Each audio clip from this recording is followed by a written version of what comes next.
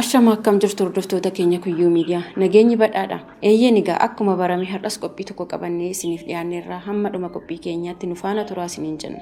Qophiin keenya har'as bashaasha oolmaa fi qarshiin bilaashaa jedha. Eeyyeen egaa kabajamtoota hordoftoota keenya qophii keenya har'aa keessatti waa malee waa'ee bashaashaa hin kaafne. Waa'een bashaashaa gaafa ka'u seenaa muummicha ministeeraa keenya Dr. Abiyyi waliin ka'uun dirqama ta'a. Yaadni ijoon keenya waa'ee bashaashaa qofaa haasa'uu osoo hin taane waa'ee gooticha dirree bashaashaatti dhalatee seenaa biyyattii kanaa jijjiiree of jalatti hammata. Akkuma beekamu muummeen ministeeraa Dr. Abiyyi Ahmed umurii waggaa 13 gara dirree waraanaa deemee diina biyyarraa faccisaa turuun isaa kan wal nama gaafachiisu miti. Muummichi ministeeraa keenya lafa deeman hundatti milkaa'oodha. Adeemsi isaan umurii ijoollummaa isaaniitti dirree waraanaatti makaman achitti osoo hin hafiin bu'aa bayii hedduu ba'uun umurii dargaggummaa isaanii osoo akka dargaggeessa kamittuu ittiin fayyadamiin guyyaa aduun gubachaa halkan qorraa waxalamaa osoo beellii fi rakkoon adda addaa dabaree isaanitti wal jijjiiruu dadhabe rakkadhe osoo hin jedhiin jaalala biyya isaaniif qaban kutannoon agarsiisaniiru. Erga dirree waraanaatii as deebi'anis ani waanan biyya kootiif godhuu qabu godheera jedhanii harka maratanii hin teenye.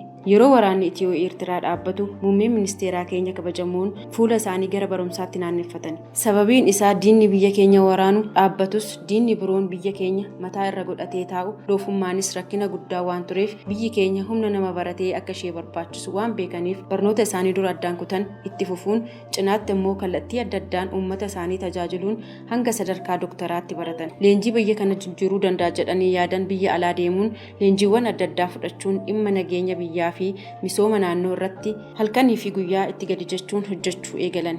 Bara wayyaaniin biyya bulchaa turtetti hacuuccaan adda addaa irra ga'us maatii isaaniirra miidhaan akka hin geenye godaansisuun sagalee isaanii dhokfatanii akkuma jaallan isaanii gama tokkoon hojii uummata tajaajiluu hojjechaa gama biraan immoo cunqursaa wayyaaniin biyya kana irraan geessu mormaa nama turanidha. Yeroo cunqursaa wayyaanii daangaa darbe sana namni qabsoo hadhaawaa hin geggeessin hin jiru. Isaan keessaa Dr. Abiyyi fi waayillan isaanii isaan tokko turan. Wanti ga'ee hin dhumne hin jiruuti. Gaafa aangoo wayyaanii ga'ee isaan karaa maqalee qabatanii Dr. Abiyyi gara aangoo dhufanii as jijjiiramni akka biyyaattis ta'ee akka addunyaatti dhufe ajaa'ibsiisaa ture. Dr. Abiyyi erga aangootti dhufanii hojii kumni kitilli hojjetamanis isaan keessaa kan akka fakkeenyaatti fudhatamuu danda'amu dubbii araara labsuu, ida'amuu, kitaabonni adda addaa biyyattii kana fayyadan barraa'uu, jireenyi uummataa yaaddoon guutame tasgabbaa'ee nageenyi bu'uu fa'i.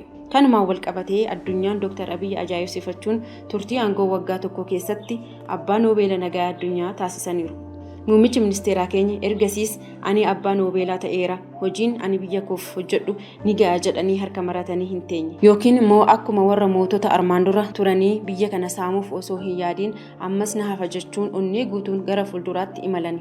Dinagdee biyya keenyaa fooyyessuun biyyi keenya akka maqaan ishee waamamu gochuu danda'aniiru.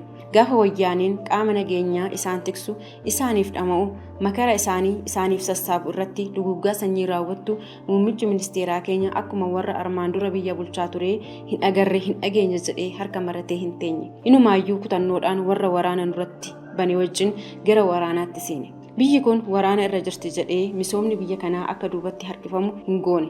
Isa duraa caala dinagdeen keenya tokkummaan keenya akka cimu gochuun calqabaa hanga dhumaatti waraanichi akka itti fufu taasisuu qofaa osoo hin taane lubbuun koo biyya koo natti hin caaltu jechuun dirree waraanaatti wal argina jedhanii waraana waggaa hedduuf irraanfatan itti deebi'uun addaggee addarra dhaabuun likkiitti galchanii gaara gaashanaa irratti gootummaa isaanii mirkaneeffatanii wayyaanee golatti dachaasanii biraa galan.